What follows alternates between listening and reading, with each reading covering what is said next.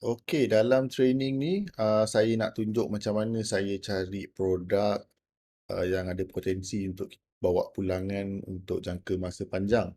Terutama untuk yang berniaga online lah. Okey? Dan juga e-commerce.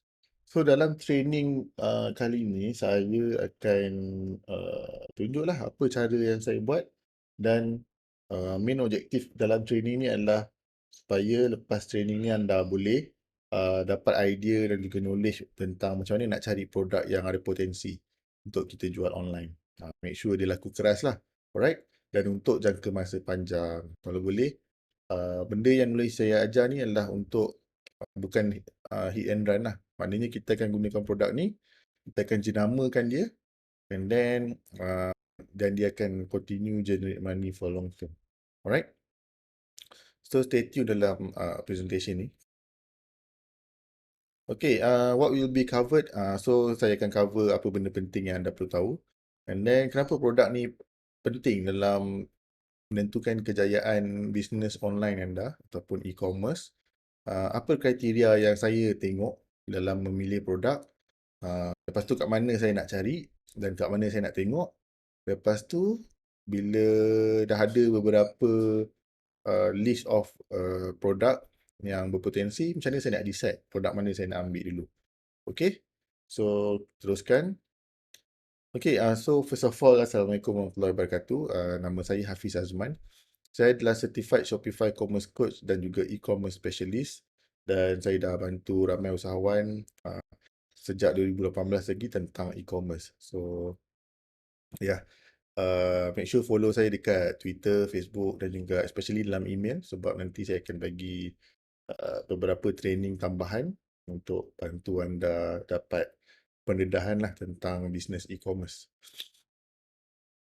Okay, main objektif untuk training ni adalah supaya anda ada konsep, methods dan juga strategies to find brandable products that can make you money for long term. So make sure beri perhatian. Okay, dalam memilih produk ni, dia memang first of all, to be honest, is time consuming lah. Banyak guna masa, banyak guna tenaga. Especially kalau orang-orang yang memang totally new lah, totally new on product research dan juga observation kan. Macam saya sebab dah ada experience dah dekat 10 tahun lah. Jadi, kadang-kadang mata saya ni macam cepat tangkap lah produk tu boleh jual ke tak boleh jual. Walaupun saya tak test lagi. So, dan mostly produk yang kalau mata saya tu macam dapat tangkap cepat tu dan tertarik, mostly biasanya saya tahulah macam mana nak jual dia dan saya nampak benda ni ada potensi. So, dia ada kriteria dia untuk training kan. Untuk training dapatkan mata tajam macam saya ni, dia ada kriteria dia. So, nanti saya akan bagi tahulah dalam training ni apa kriteria dia. So, benda ni dia bukannya garanti untuk kita dapat, orang kata, oh, produk yang kita cari daripada training ni, first produk tu yang tu terus letup. Terus jadi jutawan, 7 figure, 8 figure punya business. Tak macam tu. Dia tak adalah garanti kan. Tak ada benda yang garanti kat dunia ni selain mati. So, bersama juga, ini adalah knowledge dan pendedahan dan of course kita kena ada effort dan try lah. Tapi kalau daripada training yang saya bagi ni, dia kalau anda apply, dia boleh increase chance of long term success. Satu lagi, benda tentang pemilihan produk dan pencarian produk ni, it's just one piece of the puzzle. So, the big puzzle adalah kita nak ada successful e-commerce ataupun online business yang boleh uh, yang boleh propel ataupun yang boleh kita jalankan untuk long term kan. So, untuk jalankan bisnes ni dia ada banyak kepingan-kepingan puzzle yang kita kena sambung-sambung. So, pencarian produk ni adalah one piece of the puzzle. Okay. Of course, dia adalah early phase lah. So, maksudnya antara kerja-kerja awal sebelum kita nak launch business tu, of course kita kena tengok produk lah. Okay. So, is equally important juga pasal produk ni. In fact, kalau anda dapat produk yang betul, 60% of your success depends on a good product. Okay. Okay, as time goes by, the tools will be different lah. Saya tak tahu anda tengok training ni bila, tahun bila, bulan berapa. maybe akan datang ada teknologi baru ataupun tools baru. So, tapi konsep dia sama, cara research sama. Okay, dia punya kriteria sama. Cuma maybe kalau sebelum ni contoh kita tengok produk dekat Shopee contoh kan, maybe akan datang Shopee dah tak ada contoh. Tapi konsep dia sama. Okay, ni memang based on pure experience and knowledge lah for 10 years. And practically and literally dah generate millions lah among clients and students. And the important things untuk you take away daripada training ni adalah don't give up too early.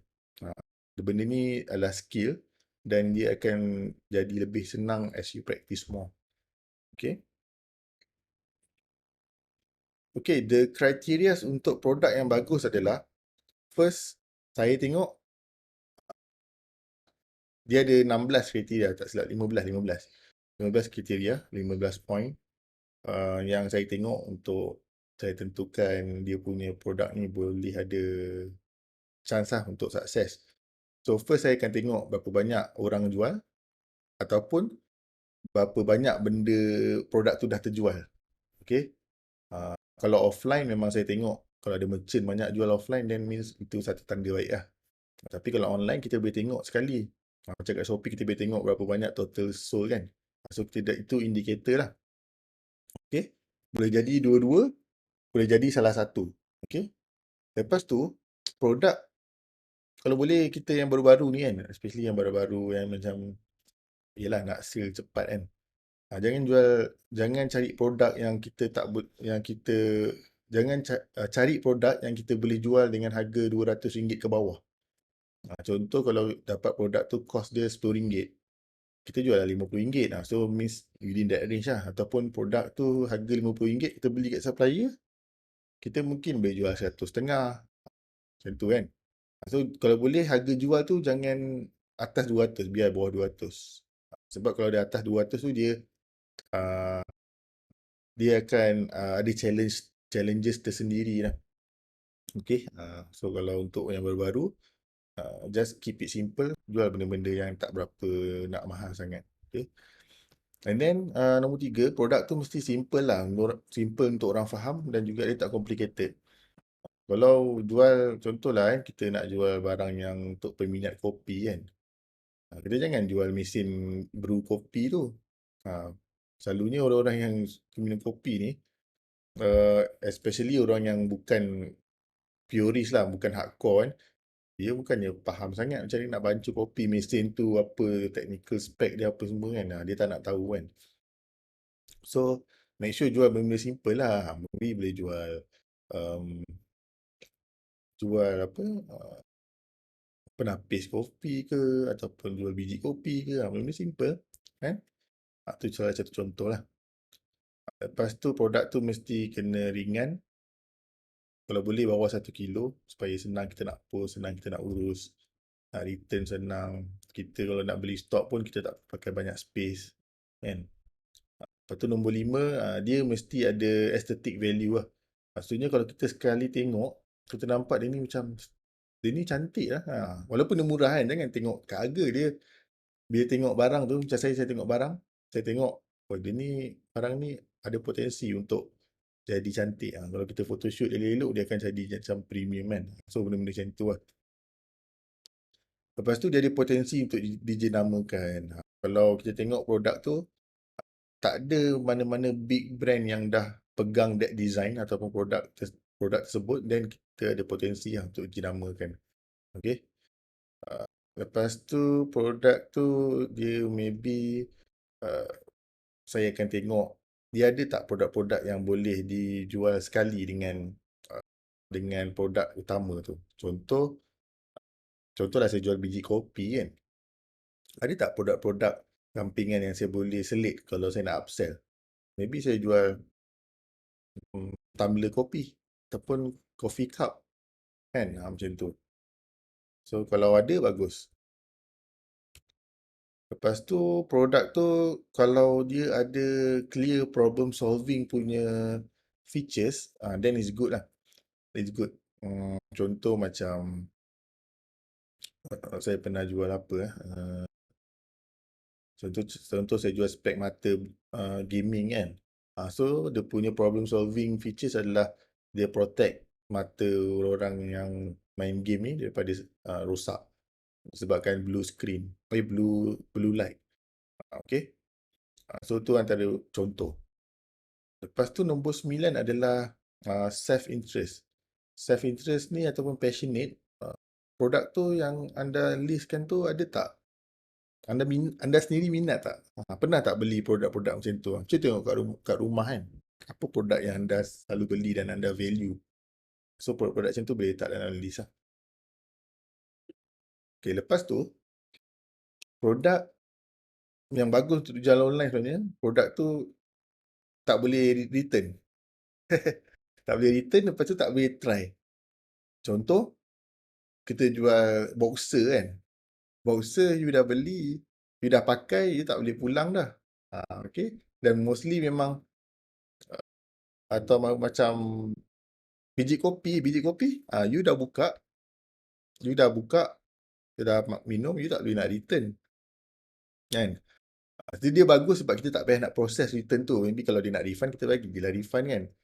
Tapi mana kata dia tak perlu nak hantar balik, kita pun nak kena hantar balik baru, tak ada. Kalau jual barang-barang elektronik biasa macam tu, dia mesti nak ada problem dia hantar balik, tu kita kena hantar balik kan. So dia leceh kat situ lah, kita dah ada kerja-kerja servis yang tambahan lah. Lepas tu cannot be tried on. Cannot be tried on ni maksudnya um, dia tak boleh dicuba macam saya cakap ni, macam boxer apa semua tu kan. Kalau dah cuba memang tak boleh return lah. Okay, lepas tu produk tu mesti ada long shelf life. Long shelf life ni maksudnya dia paling bagus dia tak ada expiry date lah. Expiry date. Kalau jual barang makanan, ada expiry date kan. Tapi kalau macam saya jual barang-barang yang ni lah, barang-barang yang bukan makanan kan. Jadi dia tahan lama. So, bagus lah. So, tak ada kita dah serabut nak tengok, nak manage expiration date dia kan.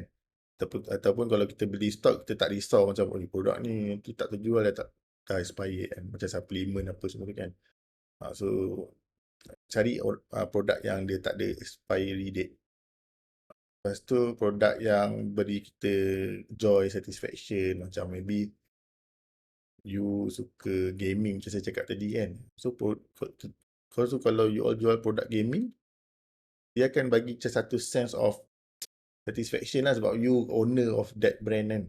So dan benda tu relate dengan you punya lifestyle. So dia akan bagi joy lah untuk kita jual barang tu. Dan kita pun ada minat dan kecenderungan nak explain pun senang. Kita ada feel lah. Mana kita duduk dalam market tu kan. So biasanya senang nak jual lah produk macam tu.